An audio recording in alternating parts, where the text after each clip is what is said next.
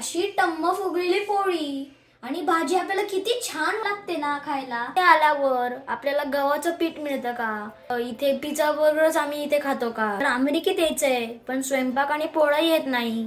तर असे खूप सारे प्रश्न मला असे लोक विचारत असतात. तर इथे अमेरिकेमध्ये असं गहू नाही मिळत. गहू मिळाला तरी 1-2 किलो असं थोडा मिळतो. इकडे असं गव्हाचं पीठ मिळतं, डायरेक्ट गव्हाचं पीठ मिळतं. अशी गिरणी वगैरे असं काही नसतं इथे. तर डायरेक्ट आता तुम्हाला दिसतंय असं आशीर्वादचं गव्हाचं पीठ आहे डायरेक्ट.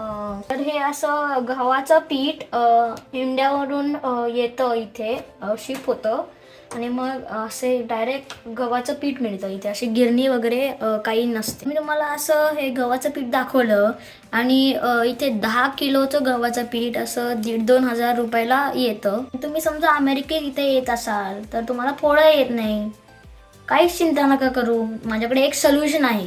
तर आता चला मी तुम्हाला ते दाखवते सोल्युशन काय आहे. तर आज आपण जाणार आहोत एका इंडियन शॉपमध्ये आणि या इंडियन शॉपमध्ये असे ग्रोसरी आहेत किंवा अजून वेगवेगळे भाजीपाला आणि अजून वेगवेगळे आयटम्स मिळतात. आणि आता आपण चाललो आहेत या फ्रोझन सेक्शन मध्ये आणि या फ्रोझन सेक्शन मध्ये त्यांनी असे पोळ्या, पनीर, दूध, पराठे आणि अजून बरंच काही असं त्यांचं आहे आणि फ्रोझनचे असं स्नॅक आयटम्स पण आहेत. तर या सेक्शन मध्ये आपण ह्या खास करून फ्रोझन केलेल्या पोळ्या बघणार आहोत. आणि या सेक्शन मध्ये असं पोळ्या फ्रोझन असतात, त्या आपण असं एक पॅकेट घ्यायचं किंवा अजून खूप घेऊ शकतो आणि मग हे घरी घेऊन गरम करायचं तव्यावर आणि छान अशा पोळ्या होतात. जसं आपल्या घरच्या पोळ्या असतात ना, तसेच आपले हे पोळ्या लागतात. असे टम्म असे मोठे फुगतात आणि छान पण लागतात. या अशा पॅकेटमध्ये आहेत त्या 12 पोळ्या आहेत आणि हे सगळं $6 एक पॅकेट आहे. आणि आपण असं घरी जाऊन एकदम क्विकली तयार होतात अशा पोळ्या. तर जे असे इथे अमेरिकेत राहतात आणि ज्यांना असं इकडे असं थेपला किंवा असं पालक पराठा किंवा अजून वेगवेगळे असे स्नॅक आयटम तयार करता नाही येत, ते असे आपण हे सगळे स्नॅक आयटम घरी घेऊन जाऊ शकतो असे फ्रोझन वाले. आणि लगेच असे आपल्याला हे करता येतात आणि घरच्या सारखेच लागतात. अशी पुरणपोळी दिसतीये किंवा अशी नान, थेपले वगैरे असं सगळं आपल्याला असं फ्रोझन पॅकेटमध्ये मिळतं आणि आपण ते घरी करून खाऊ शकतो. तर या सगळ्या फ्रोझन आयटमच्या मागे असं ते किती दिवस हे फ्रोझन आयटम टिकतात किंवा कसे बनवायचे, ही अशी सगळी माहिती त्यांनी दिलेली असते. तर मला इथे असं छोले भटुरे, नान, गार्लिक नान, अजून वेगवेगळे पोळीचे प्रकार, चीज नान आणि अजून खूप असे इंडियन पदार्थ बघायला मिळाले.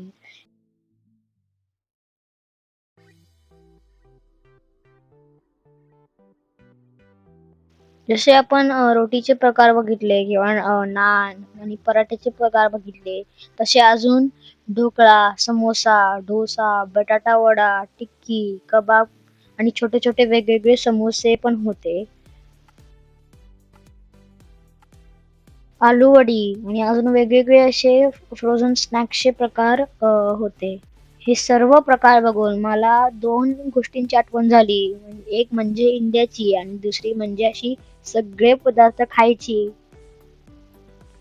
तर असे मला वेगवेगळे असे भाज्यांचे पण पुढे प्रकार मिळाले. म्हणजे असं भेंडी फ्राय, ते असे पनीर टिक्का मसाला आणि ते सगळं गरम केल्यावर असे आपल्याला छान भाज्या पण मिळतात.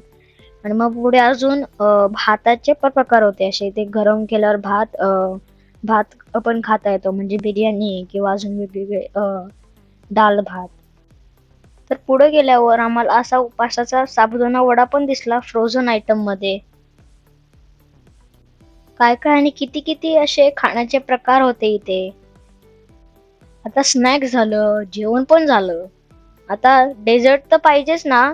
तर असं पुढे मला असे वेगवेगळे लाडू आणि अजून असे रसमलाई किंवा जिलेबी आणि अजून खूप काय काय असं डेझर्ट साठी पण होतं.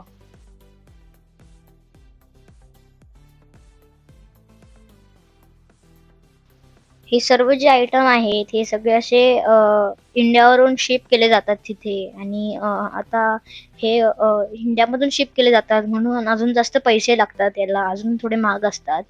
पण इकडचे जे अमेरिकेमध्ये ते पोळ्या बनवतात इकडे, ते कशा असतात आणि ते काय आहेत ते आता मी तुम्हाला दाखवतो. तर आता आपण आलो आहेत कॉस्को होलसेलमध्ये. तर हे सगळे आयटम इथे होलसेलमध्ये मिळतात. आणि आता इकडच्या पोळ्या कशा आहेत ते आता तुम्हाला मी दाखवतो. तर इथे अशा अमेरिकेत असे पिटा ब्रेड असतं आणि टॉर्टिलाच असतं. तर टॉर्टिला जे असतं ते असं पोळीसारखं असतं, पण ते मेक्सिकोमध्ये खाल्लं जातं आणि ते पण व्हीटनेच बनलं जातं असं.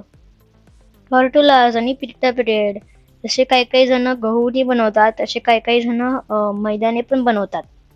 हे असे अमेरिकेत बनलेले आहेत म्हणून थोडी प्राइस इथे कमी असते इंडियन फूडच्या दरम्यान. आता हे असं अमेरिकन फूड झालं आणि असं हे कॉस्को खूप मोठं असं हे मॉल आहे.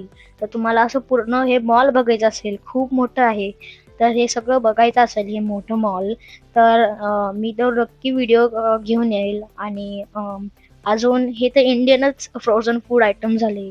पण अजून खूप इथे अजून वेगवेगळे फ्रोझन फूड आयटम असतात.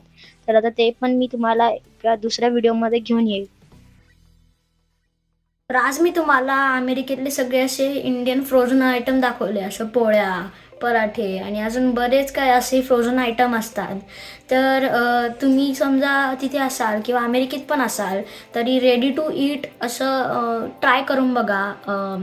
आणि ते घरी आणल्यावर तुम्ही ट्राय करून गेल्यावर मला नक्की कमेंट सांगा, घरचं जेवण बरं की रेडी टू ईटचं जेवण बरं. लाईक करा, शेअर करा आणि चॅनलला सबस्क्राईब नसेल केलं तर नक्की सबस्क्राईब करा. बाय.